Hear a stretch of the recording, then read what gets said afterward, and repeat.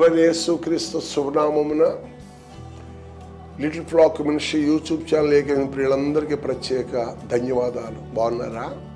ఈ కృపా వాగ్దానం వింటూ ఆయన కృపలో నడుస్తూ నమ్మకస్తులుగా ఉంటే దేవుడు మిమ్మల్ని నిలకడగా నిలపగల సమర్థుడు. నమ్మితే ఒక స్తోత్రం చెప్పండి. హల్లెలూయా.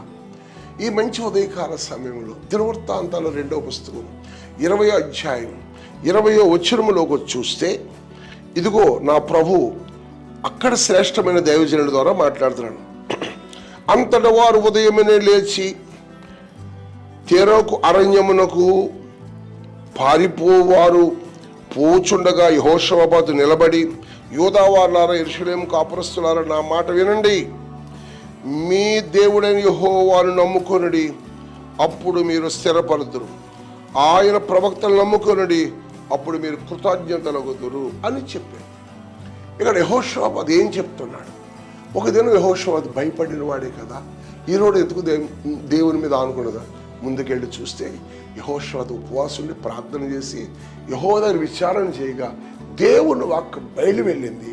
ఆ వాక్ ప్రకారం జీవిస్తున్నాడు కాబట్టి ఆ వాక్యే వాగ్దానముగా మారి యెహోషువబాతు యుద్ధములో విజయం సాధించగలిగాడు. ఈరోజు నీ కుటుంబాల్లో పిల్లలు ఎన్నో ప్రతికూలమైన పరిస్థితులు, యుద్ధ బేరీలు, కుటుంబంలో భార్యాభర్తల మధ్యన విభేదాలు, బిడ్డలతో విభేదాలు, సరిహద్దుల విభేదాలు, కులాల మధ్యన విభేదాలు. ఈ విభేదాల్లో నీకు జయం పొందాలి అంటే ఒకటి, మీరు ఆరాధిస్తున్న దేవుని నమ్ముకోండి అంటున్నాడు అక్కడ. దేవునికి స్తోత్రం. యెరూషలేముకు నా మాట వినండి, మీ దేవుడని యెహోవాను నమ్ముకొనుడి, అప్పుడు మీరు స్థిరపరచు. ఏదేదో నమ్ముతున్నావు, అలా కాదు. నమ్మదగిన దేవునితో నడిస్తే ఆయన చేయి పట్టుకుని చెంత నిలిచి చక్కగా ముందుకు నడిపిస్తాడు. నీకు తోడుగా ఉంటాడు. నీ కాళ్ళు తొట్టిల్తున్నా, నీ నొసలకు చెమటలు పడుతున్నా, నీ కంట వారిపోతున్నా కనికరించే దేవుడు నీకు సహాయం చేయడానికి చేయి చాపుతా ఉన్నాడు.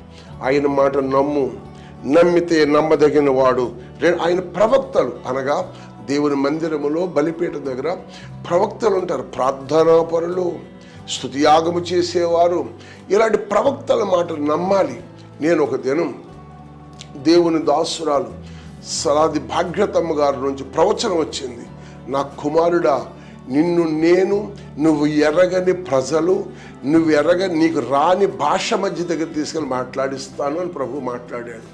ప్రవక్తల మాట నేను నమ్మాను. పునర ఈరోజు తెలుగు మాట్లాడుతున్న నేను తమిళ్లో, మలయాళంలో, కన్నడంలో, ఒడియాలో, ఇంకా ఆ భాషల్లో మాట్లాడుతున్నప్పుడు అక్కడ వారితో కలిసి సహవాసం చేసినాడు. తర్జుమాలో వాళ్ళు మాట్లాడుతున్నప్పుడు దేవుని మాట నెరవేర్పు. నువ్వు ఎరగని ప్రజల దగ్గర దేవుడు నిన్ను నడిపిస్తాడు.